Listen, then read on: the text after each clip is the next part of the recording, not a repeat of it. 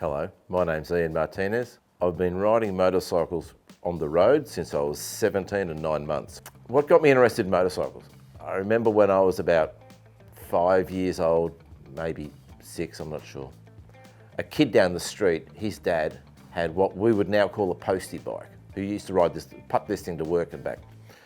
And one day he gets it out and decided to give all us kids in the street, there was about 10 kids lived in my street, a ride on the back of this bike. I'd never been on a motorbike before. I didn't know anyone owned one, just this kid's dad down the street. And I remember being on the back of this. I don't think we had helmets on, any of that sort of stuff, probably just t-shirts and jeans. And I remember roaring down the street on the back of this thing. It felt like I was going a million miles an hour and waving to mum and dad in the front yard as I went past. And they were pretty horrified, but it was just the most exciting thing I'd ever done. And from then on, I knew I wanted motorbikes. The first motorcycle in my collection would be that Honda, it's a 1981 limited edition Honda CB 1100R that I bought with a broken heart one Saturday morning.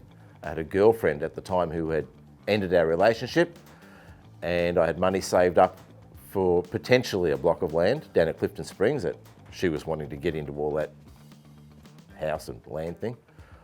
And so I thought, no girlfriend, I don't need the block of land, I'm going to go buy a bike. So I bought the Saturday morning Age newspaper, which then was how you bought and sold anything. The classifieds in there would be half an inch thick, and it was columns and columns of bikes. And I thought, I'm buying a bike out of this paper. And so I went and I saw that, and I took it for a ride, and I bought it. And I've had more fun on that bike, more adventures, met more people, had a great time. So I don't regret that at all. Mind you, the block of land at Clifton Springs now is worth well over $200,000. That bike isn't. But I had more fun on that bike. Favourite motorcycle in my collection would be my 1988 Moto Guzzi Le Mans Mark V.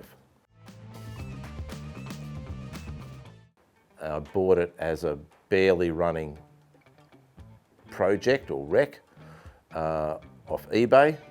And it was in such terrible condition.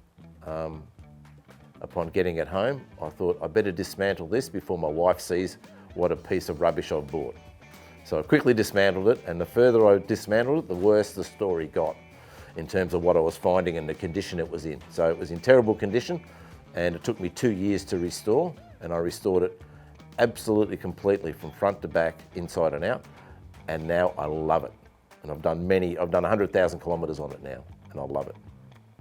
My interest in motorcycles has led to many experiences, most of which have been really good. Some have been a bit less pleasant. And I've had many adventures, done many trips, and met many fine people through motorcycles. In 2016, myself and a group of other Moto Guzzi owners from Victoria travelled to Europe. We took our bikes to Europe. There was 48 bikes, 60 people, and we travelled to Europe to go to the Moto Guzzi factory for their 95th anniversary. So they've been making these for 95 years, well 100 years now, over 101 years.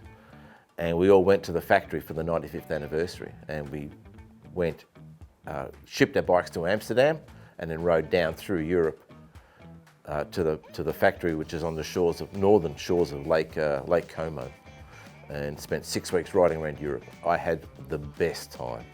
So that was one. I've had many other adventures, ridden all around Australia. Most recently, Tasmania. I've been to Tasmania a couple of times. So yes, many good adventures.